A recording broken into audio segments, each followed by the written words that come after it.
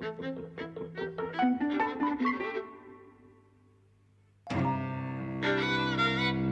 and welcome to Eavesdropping at the Movies. I'm Mike. And I'm José.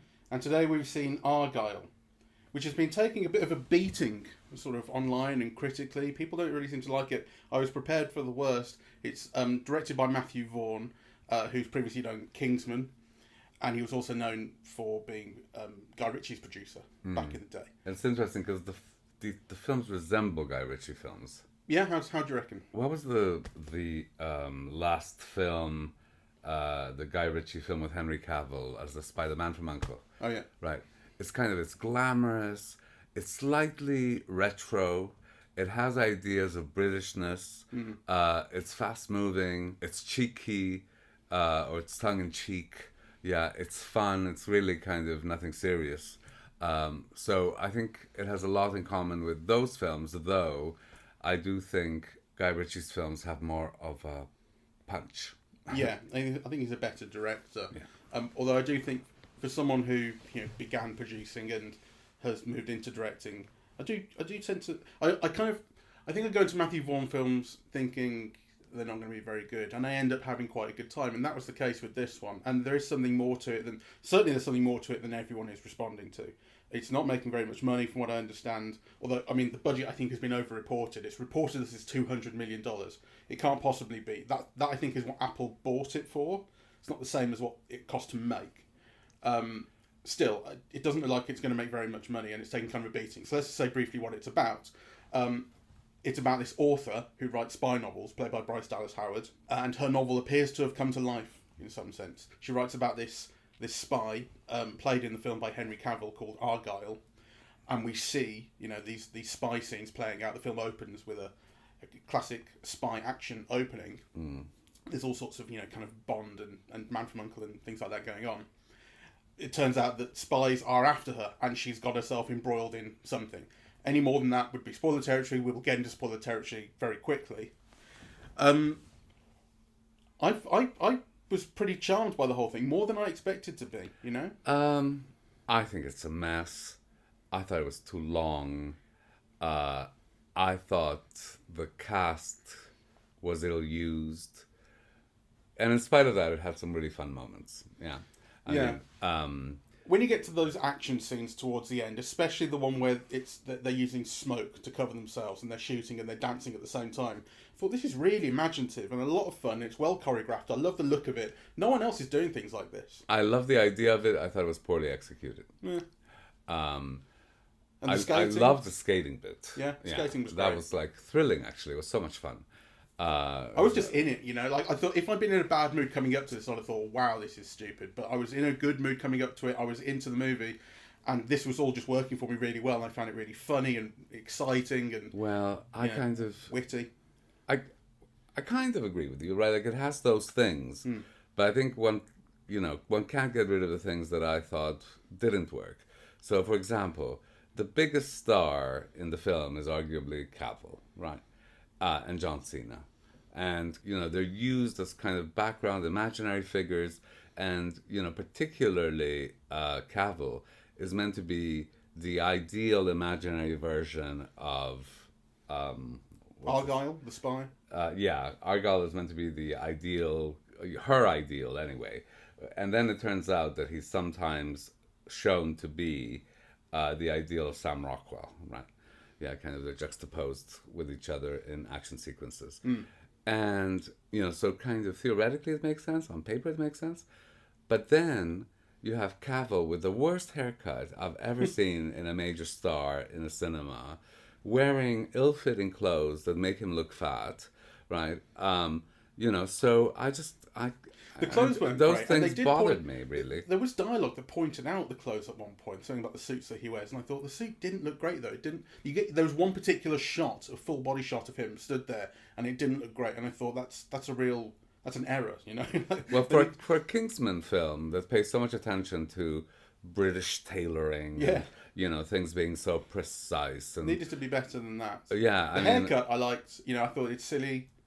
Liked it. I didn't. I thought it made him look unattractive, and it's a really bad haircut. Yeah, it's great.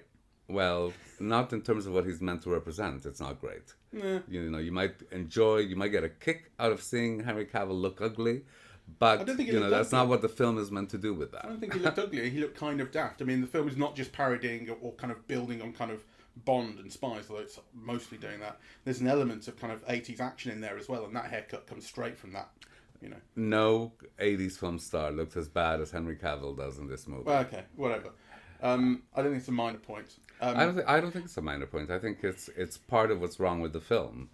Yeah, that kind of it's not paying attention to those things, and it has an idea that then it kind of executes very poorly, and that is it. I mean, if you're going to have Henry Cavill as the Bond, sleek, sexy spy, then you don't dress him like that, and you don't give him that haircut. It destroys the concept. Yeah, okay. I mean, I disagree with you that it destroyed the concept, but fine. What about Bryce Dallas Howard? You know, I kind of want to be sensitive about how I say this, but I like the fact that a woman who is of a normal human size is allowed to appear on screen, allowed to do action, allowed to be a sexy, you know, by the end when she's wearing that dress. You know, I really like that. It just, because I'm not calling her fat. I'm saying that she just like looks like a normal person, a body type and body size, and I like and I think she looks great. And I was distracted by how beautiful she was at points. Well, again, I didn't feel the same way. I thought there was a lot of hiding of her weight, of wearing blankets and things like that. I thought the scene, particularly when she goes from being the shy librarian, to being the action kind of star, I thought her makeup didn't do her any favors. I hated those leggings that she wore throughout, but Leggings, the jeans. yeah, no, when she wore dresses and she wore stockings Right, over okay, them, right, which were very unflattering. And I think kind of the worst bit for me was, so there used to be a real pleasure in seeing Jackie Gleason in The Honeymooners, right? Because he was very fat, but he was immensely agile, right? And he would knock you out, really. But, with his flexibility and his movement, he just moves so beautifully, right?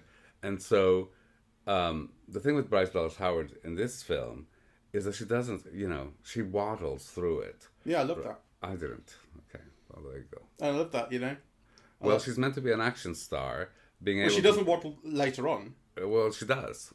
Yeah, those scenes with the gold lame dressing gown, she's running, and kind of she'd be taken out in a nanosecond. So, I thought it was an interesting idea, right? To have, like you said, someone normal size be kind of like an action star. But I think she needs to have moved better than she does in this film to accomplish that, or to convince me of that. Yeah, all right. I mean, the thing is, she becomes an action star, like, in terms of her character fully adopting and, the whole thing is her getting her memory back of her having been a spy previously. And it's not an instant thing. It takes time for her to rebuild that confidence. And by the time she does towards the end, which I think really comes to, like, full fruition in those scenes, the smoke gunfire battle and the skating scenes. The skating was the best scene. That's when that's at its kind of full fruition, and that's when she's moving the best. Well, yes. I mean, I think in the skating ring, in the skating thing, definitely. And actually, that brings up again kind of the problems with her movement on her feet as opposed to her movement in her skates.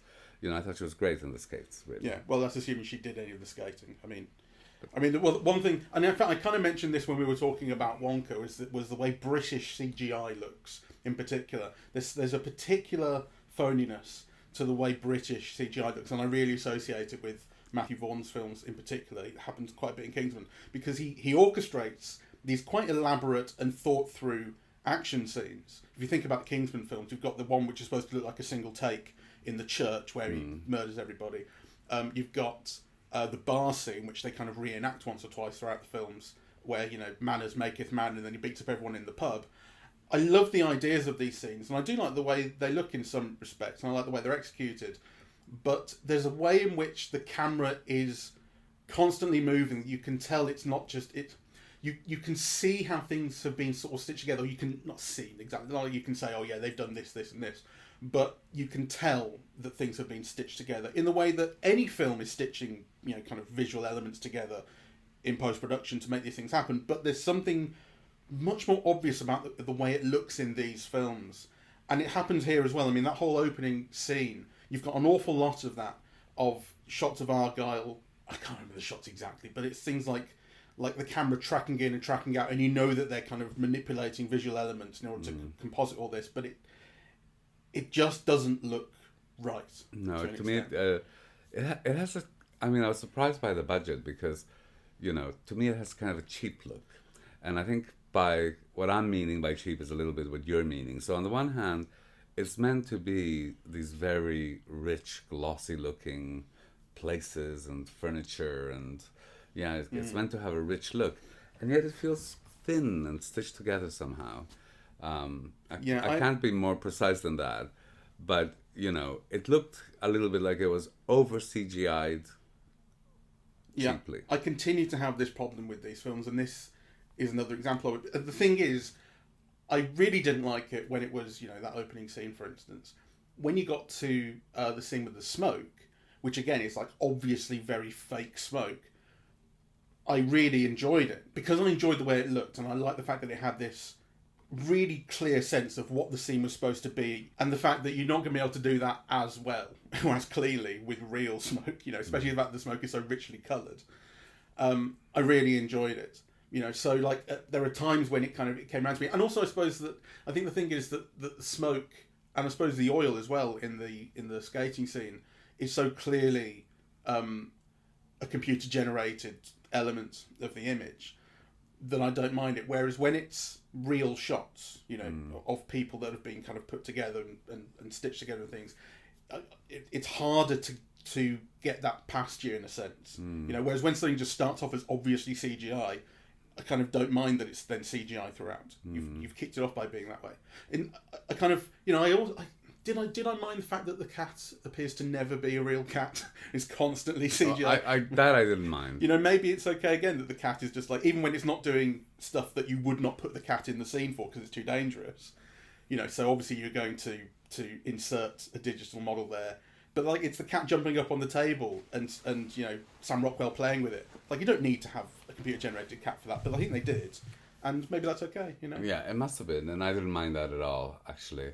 I thought, it's interesting what you're saying about the scene, the shootout with all the multicolored smoke, because I love the concept and I love the look, but there was something about the movement that felt a bit jiggery, the movement of the actors that wasn't precise, and that it felt like I loved the idea of it, but I just wish they'd taken greater care, and kind of brought out more qualities in their concept, that kind of were there to be brought out. It kind of, it lacked a certain precision and elegance, really, even though the concept was great, and I liked the scene very much. But I also thought it's kind of, it's not quite right, and that's maybe something about Matthew Vaughn's films in general, really. I know what you mean, but that concept is really strong for me, and it works throughout. And the idea of this kind of basically a love scene. You end up with the smoke in the shape of a heart, and they're dancing romantically through it. Well, but they're dancing together. Kind of in an orchestrated manner. They know what each other's doing, and they're fighting together. And then they incorporate murdering lots and lots of henchmen into this. I think it's just a wonderful idea, and I do like the way it's played. And I found it really funny.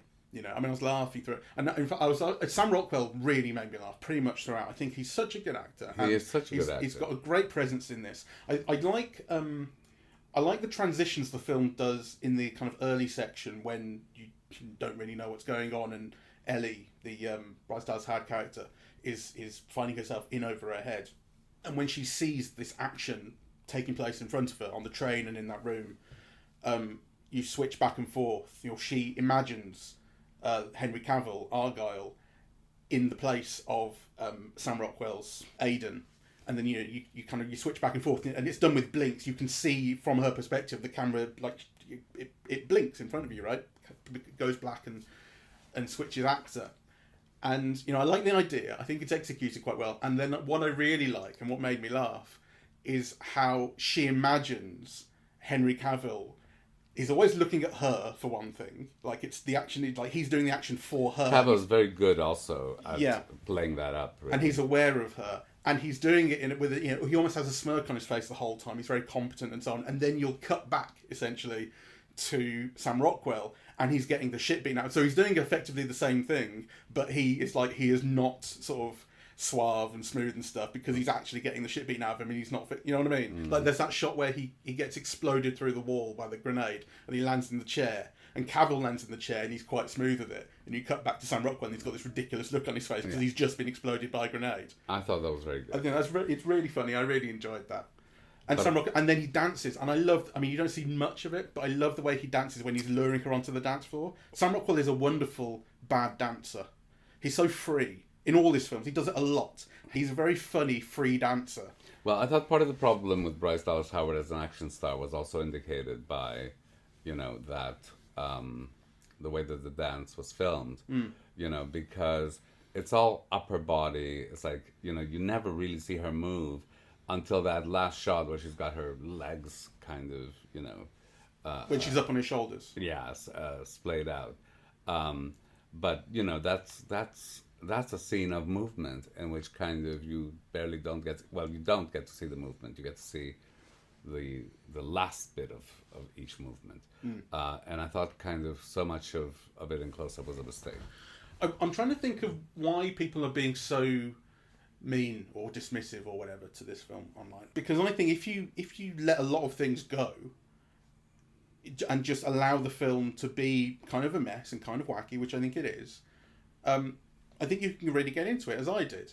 And I wonder whether people are getting so obsessed with the reality, quote unquote, of what the film is telling us. So basically, there's a whole question throughout of who is Argylle, and this question kind of keeps coming back, because although it is ultimately established that Argylle is Ellie Conway and her real name is Rachel Kyle, so R. Kyle, and that's the reveal, which I don't mind. I don't mind a silly name reveal sometimes.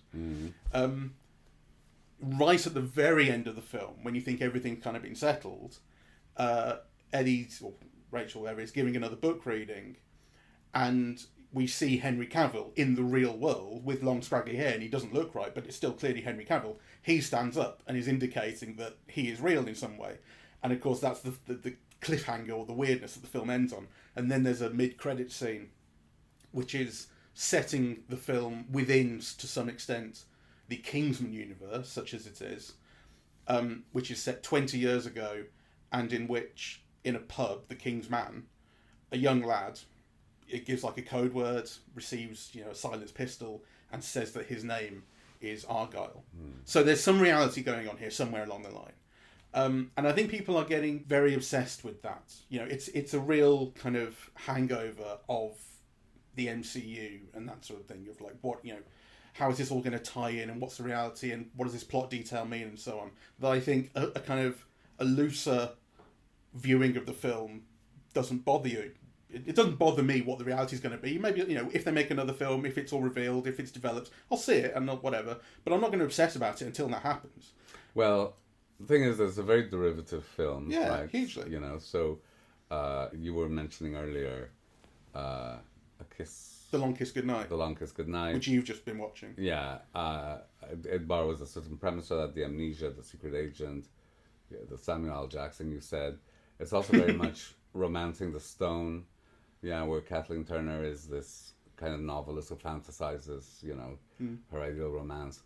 And it just feels kind of derivative and cheap, really. It's hugely derivative, but I really didn't mind that. Yeah, well, kind of, I think the reason why people are being so hard on it is that it's derivative, that it has a kind of a cheapness around it, right? And that includes the cast, I think, because, on the one hand, it's an all-star cast, but it's a kind of a low-wattage all-star cast. It's kind of Bryan Cranston, right? The one I liked best was Sofia Boutella. The thing about Vaughn, I suppose, at this moment is that he is beginning to have a world peopled by these characters. Yeah, Sofia Boutella, Samuel Jackson, etc. And again, the look of it aims to be slick and glamorous, but it isn't quite. It's a bit kind of tacky looking. I So- sort of know. I think that's a little unfair, but I don't know what you mean. Tacky, I think, is a little too much. Well, I'm just following up on your point of why people don't like it, and I suspect, and the length, bloody hell, it's long. How long is it, I wonder? Because I didn't feel it was long, and this is something that I think it's 2 hours 20. It's long. Yeah, but I didn't feel it. That's the thing, and maybe that's another thing is if you're into it, you don't feel it, and if you're not into it, you do. Yeah, But I do think that. So it's interesting. Is the film a parody of the things it's showing, or is it actually doing it? And I think what's interesting is that it's kind of both, and the fact that it doesn't flag up quite obviously that it's spoofing to some extent what it's showing you is, I think, something that people are then taking a little more seriously than they otherwise would. For instance, you got the scene where Catherine O'Hara and Bryan Cranston it is revealed that they're not her real parents, and they're in fact the big baddies who we're going to have to deal with. And when Catherine O'Hara puts a gun to Bryce Dallas Howard's head and then says lines like, I can't hardly remember what they are, but it's something like, "I will enjoy killing you," or something like that. It's like, it is so over the top. It is such a silly, spy-y line. She's great. Then I thought, okay, this is obvious parody. It's very funny. Although we are meant to take this seriously insofar as the film is actually showing us this plot development, it's also silly. And the film kind of knows that it's silly and spy movie-ish. And I think the fact that it only does that a little bit and doesn't go full-throated on the parody means that people are kind of thinking it's just a bad spy movie instead of a knowing parody to some extent. I don't know, because the thing is, it's part of the Kingsman universe. All the Kingsman films are spoofs. So, why people wouldn't expect this to be a spoof, But I think they the surprises same. me. I think they the same are they spoof elements, but they also build on them. I think those films are genuinely trying to excite you with a spy narrative. I think the first one tread that line much better than this one does. Yeah, fair enough. But I think that's interesting, and I think that's something people aren't responding to, and I think actually that's more their fault than the films for just being a little unfair to it. I don't know. I mean, I think it's a mess of a film. It's what? It's a mess of a film, I think. Yeah. So it's not people's fault that this kind of really long spoof with great ideas that are not very well executed is like I didn't think it was a mess as much as trial anyone else. to watch. I didn't think it was a mess as much as anyone else. That's the thing. I wouldn't then go and say it achieves everything it means to with perfect clarity or something like that. I wouldn't say that either. But I don't think it's as much of a mess as you think. I think it's kind of the film it intends to be. The fact that it has so many twists and they keep on coming, I think is part of that. Is it a parody? Is it not? It is genuinely giving you twist after twist, but it's also parodying the fact that these films are full of twists. I mean, I did enjoy quite a lot of things on it. The moment where John Cena picks up Dua Lipa from the motorcycle, the fight on the train. That fight sequence with the neon smoke and the skating scene, I very much enjoyed all of those. But the film also lost me at various times. Yeah. And I did kind of look at my watch, really. I did find it long. So I think there are definitely times where it could do with a little less exposition. There are one or two points where it's handled. So essentially, the point where it is revealed to her who her original real identity is, and then you get Sam Rockwell having to deliver quite a lot of dialogue to get this through, and it takes a long time to do that, and it feels. That scene, that whole segment which is where you meet Samuel L. Jackson, starts off in a kind of ominous way when you've got her meeting Samuel L. Jackson. His name is it's the same as the cat's. Alfie, yeah. And and then she goes, "Alfie Solomon, you're the former deputy director of the CIA," and it's like there's another way to deliver that line, deliver that information, and so it starts off.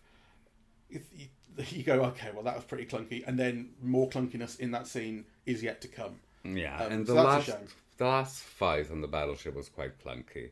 I mean, that should have been more romantic, more intense, more threatening. And it wasn't. And, I didn't find Bryce Dallas Howard particularly convincing, switching from one persona to the other. Well, it's a scene in which you never are convinced that the worst thing could happen. That's a problem. True. You know. Yeah. So this is a film I would not recommend, though. You know. That's ridiculous. Not recommend. I would not. After some of the shit we've seen lately, and you said go and see it. Well, but this one I feel don't. I think if it happens to be on TV, I think people will enjoy some scenes and they can drift in and out of it and kind of, you know, enjoy whatever moment they find enjoyable. But I did find it a bit of a trial to sit through at the cinema. No, fair enough. I had a really good time. I liked it much more than I expected I would. You know, thank you to everyone on Twitter for giving me the lowest expectations possible, because it's not as bad as all you fucking idiots think. It's fine. It's really fun. It's incredibly... That's, again, the thing with Matthew Vaughn's films, is they always turn out to be incredibly watchable.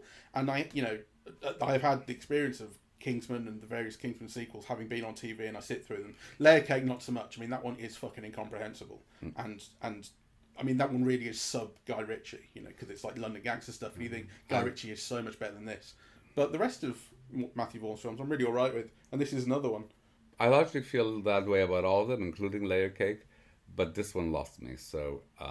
yeah. But there you go. So a divided podcast. Certainly. I have one thing of the MCU obsessive what is the real truth thing, which is now that because in that post-credits scene, the film reasonably explicitly is setting itself in the Kingsman world.